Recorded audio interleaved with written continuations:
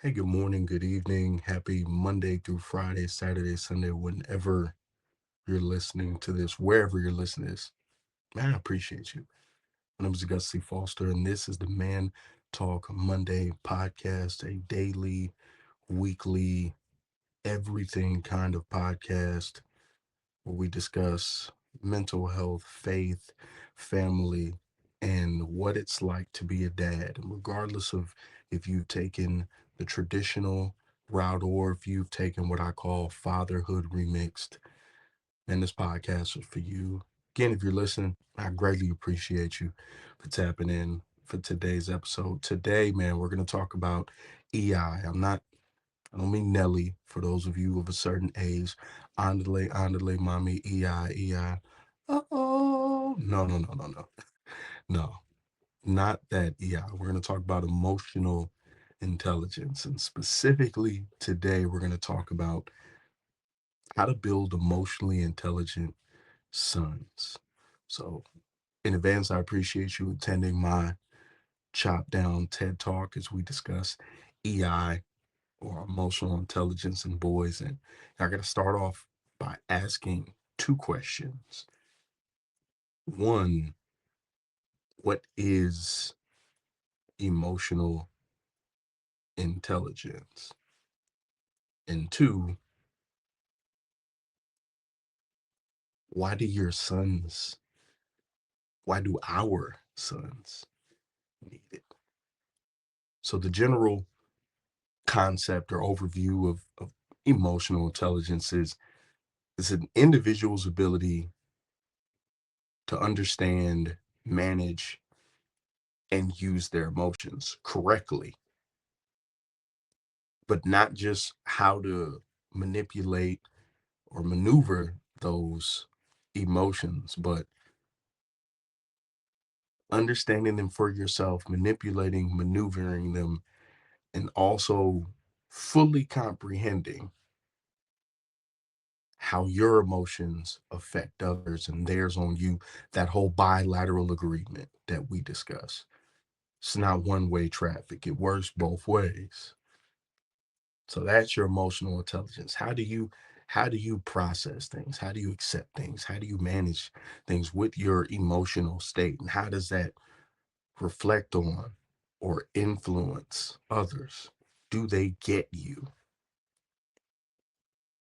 So there's some tools, of course, in that emotional intelligence. You talk about self-awareness, social awareness, empathy, things that we all understand are pretty common, but in actuality, if you're at my age or you grew up how I grew up, you didn't necessarily hear the word or the term emotional intelligence. However, after I just told you what it is, that is your self awareness, that is your ability to recognize it's reading the room, having empathy for others. Man, how would this person feel if I said that in the moment? As your grandmothers used to say, thinking before you speak. The old saying, look before you leap. That's emotional intelligence. Just growing up in the 80s and 90s, we didn't have a term for it, or at least the term was there. We just weren't aware of it. So now that we have a grasp and general comprehension of what emotional intelligence is, why does it matter to your boys? I could quote you every statistic about the increased numbers of young men who are delving into ideations of taking their own lives. I could talk to you about depression rates. I could talk to you about the still low numbers of engagement with counselors and therapists that we see across the board in men under 40, even though it's slight uptick, men under 40 still not utilizing these resources. Oh, what is therapy? What is depression? What is this pain? What does reading score? What do all of these things have to do with emotional intelligence? Well, a lot of times the root cause of the issues people face in the classroom, in the workspace, in everyday life are emotions based. tell people oftentimes where I look at the people who I grew up with, and I would always say the difference was I had really great parents who loved me, and I was raised in love, and I can't apologize for that. But being raised in love, I only understood that I watched people who were raised out of spite. And in that, they expressed themselves in other ways to be seen and to be heard because feelings weren't allowed. So now we've got to teach it. It's hard to do it. It's hard to teach old dog new tricks. It's hard to catch somebody 40, 50 years old. But you could take your son, your 8 to 13-year-old son, right when they're hitting that social ladder of, do I placate friends? Do I go my own road? I'm seeing it in my son right now, where, some of his interactions and conversations I've had with his teachers. And I recognize, oh, he's at that age as a young man where, with everything that's occurred in his life, he's kind of, you know, in moments of school, where do I fit in? So this is where that emotional intelligence comes in. This is teaching him, hey, look, this is how you're going to model emotional regulation. This is how you feel empathy. This is how you look before you leap. Our sons have to know these things so that when they go into spaces, they're not forced to seek validation. Like, I think there's not, I think, I know, growing up where I grew up, how I grew up, despite having a really awesome home life, still electing to do some pretty ignorant and foolish things. But knowing that many times I went out and sought validation from people and in things that made me feel well. It made me feel better. I felt, and it was all the feelings, all the emotions. And I think about the fact of watching young boys saying, man, listen, how, if he's reaching out into these things that are completely negative, that are dangerous, that are detrimental to his life or long term his success, how do we make this kid feel seen and heard? We teach them emotional intelligence. We teach them how to regulate their own emotions, how to process their feelings. We teach them, when you're in certain spaces, how to be vulnerable, when to be vulnerable, who to be vulnerable with, really reading that room. One of the episodes I talked about is stigma, and the stigma is still in place. Like, I can say this wholeheartedly. We talk a lot about emotional intelligence. We want it for our boys, we want it for our sons. But the majority of people who discuss it, it's a bad faith argument, and it's very disingenuous because there's a lot of people don't want it until it hits home. So even for your sons, your nephews, that kid in your neighborhood, emotional intelligence involves a lot of trust and vulnerability for people to be able to express those feelings to you. So I have to ask, as you're listening to this and go off script a little bit, are you a safe space for the boy, the young man in your life? Can they come to you comfortably to express those feelings so that they're not expressed anywhere else or outside or somewhere where it shouldn't be? Are you teaching them social awareness? Are you teaching him empathy?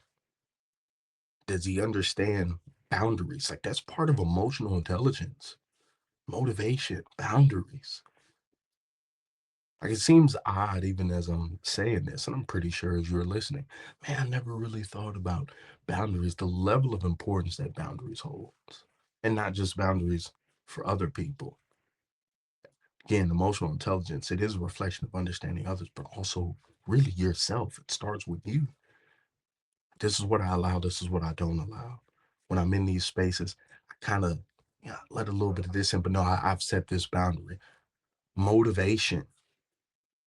Understand, I've got these internal goals. I've got a totally positive attitude because I've got these goals. God has some things for me And what God has for me is for me. And my eyes are set on him. I'm going to go after him. I'm going to be blessed. Like all of these things are part of emotional intelligence. Like, are we teaching our sons that self-management? Like there's so many things that in emotional intelligence, specifically in your boys, specifically in our sons and nephews, like having that feeling, that openness to express themselves, to understand how to regulate emotions to where there's not as much anxiety or stress, and even basic decision making.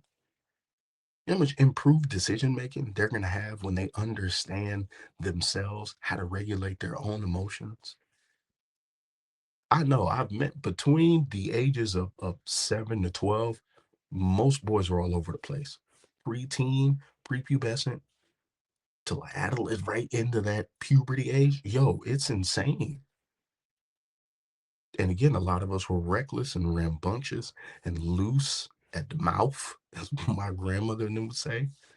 But it was because like, where you heard, were you able to express these feelings, these thoughts? And again, as you're listening, man, it makes you wonder, am I creating this space? Close out with this. You have an opportunity. So I like challenging every episode. You have an opportunity where if you looked at your family where men lashing out, depression, anxiety, like poor decisions, when you look at the, work, even something as basic that we think of as work, you lackadaisical at work, you lazy at work, what's your approach at work? And look through your family, look through your bloodline, and it says, man, do we have a bunch of quitters? Do we have a bunch of crybabies? And that is not to be offensive. That's to be real. Look in your family history. Look through your generation. Do you have a bunch of quitters? Do you have a bunch of crybabies? Do you have a bunch of dudes who fold when it gets tough? Think, are they really soft? Are they really quitters or crybabies? Or are these men who lacked emotional intelligence? Were they not raised to have that self-awareness? Were they not raised around people who they could be vulnerable with, who they could tell things with, where they could express feelings? Ask that question. And as you ask it, begin to pray and speak to God that that curse ends. You could break that cycle. You could do it with you no matter what age you are, but you can specifically do it as a father. Or if you're planning to be a father, it could end with you. It could stop with you. It doesn't have to continue to carry on. But it's of the utmost importance that you understand the young men you are raising, specifically to my black and brown dads, the young men that we are raising, to have them understand how to regulate their emotions, how to understand tone, how to properly express their feelings, how to read the room, when to do certain things, having that self-awareness. All of these words that I'm saying, man, this is knowing when you shouldn't do something. This is knowing the right decision. This is knowing where your character comes in. I could tag all these big words to it, but it's the basic understanding of knowing when, how somebody else will feel, walking a mile in someone else's shoes, all of these things. That's emotional intelligence. We have an opportunity to change and shift the way that our young boys move, how they operate, and more importantly, we have the chance to change how others view them and their emotions and how they express themselves and their feelings and their ability to do that. Every day you wake up, they will mirror what you do. Kids care about what you say, but they really care about what you do. I challenge you to change and to shift the narrative with the young men in your life. Teach them that emotional intelligence that they need. You don't have to use all the big words. You could just tell them, read the room, be smart, be wise. Don't just tell them the way, show them the way. Love you all. I greatly appreciate you for listening. God bless and be well.